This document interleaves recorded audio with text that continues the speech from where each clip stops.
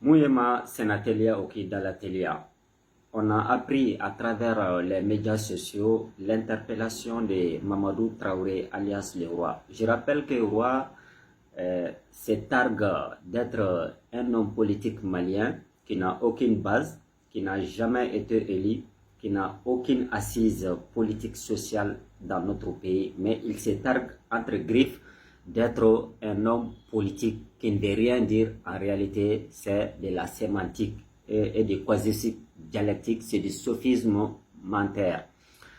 Et le roi, il a fait une déclaration gravissime. Ça n'a rien à voir avec la critique politique, la contradiction politique. Il dit dans l'une de ses déclarations, je cite, que les autorités sont allées recruter les mercenaires et se servir de ces mercenaires-là pour lutter sur le terrain contre le terrorisme. Et que lui, il le dit en connaissance de cause. Premier élément. Non seulement c'est faux et archi faux parce que le Mali n'a jamais recruté un seul mercenaire d'où qu'il soit. Le Mali a une coopération militaire, d'accord, avec beaucoup de pays, dont la Russie, la Chine et la Turquie.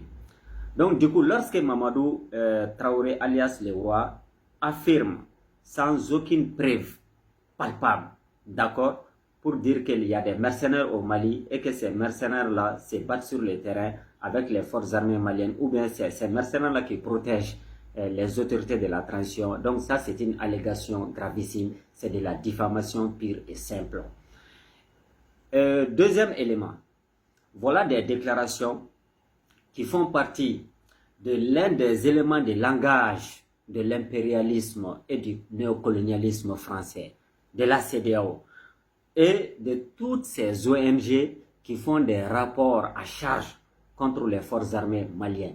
Donc, les éléments de langage portés par ces maîtres penseurs, les éléments de langage portés par ces ONG contre les forces de défense du Mali, ce sont ces mêmes éléments de langage-là qui sont repris systématiquement par ces messieurs-là qui se qualifient d'être un homme politique. Donc, on n'est pas là dans un débat politique, on n'est pas là dans une contradiction politique, on est là dans une démarche nocive et sournoise pour porter atteinte à la dignité des forces armées maliennes, à l'honneur des forces armées maliennes qui se battent jour et nuit sur le terrain en toute autonomie, en toute indépendance de n'importe quelle force extérieure sur le terrain. Donc, il ne faut pas semer la confusion à ce niveau-là. Il n'a pas été arrêté pour ses activités politiques. Il n'a pas été arrêté aujourd'hui pour ses déclarations et ses critiques politiques à l'endroit des autorités. Mais par contre, sa déclaration qu'il a fait l'autre jour est une déclaration très gravissime qui porte atteinte à l'honneur et à la dignité des forces armées maliennes. Donc, souvent, il faut mettre les choses dans leur contexte. Il doit répondre de ses actes. Parce que ce n'est pas une déclaration anodine.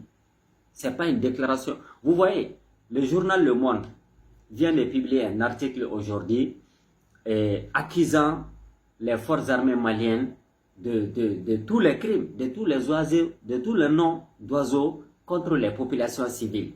En d'autres termes, ce sont ces mêmes accusations fallacieuses, mensongères qui sont reprises systématiquement par ces soi-disant hommes politiques, Mamadou Traoré, alias le roi, que je qualifierais d'ailleurs de larbin, d'un apprenti sorcier qui fait partie, qui joue sur l'échiquier un petit rôle par rapport à la déstabilisation du Mali opérée par des forces obscures, par des forces occultes, par l'impérialisme français au premier rang desquels la CEDEAO et ses complices, et ainsi que la 5e colonne. Donc, je résume, si il s'avère que cette information est vérifiée, nous appuyons la justice malienne, nous appuyons le pôle national de lutte contre la cybercriminalité d'avoir pris cette décision de s'autosaisir pour qu'il soit attendu, pour qu'il apporte les preuves de tout ce qu'il avance contre les forces armées maliennes. À bientôt, Mamadou Traoré, alias le roi, couche-toi.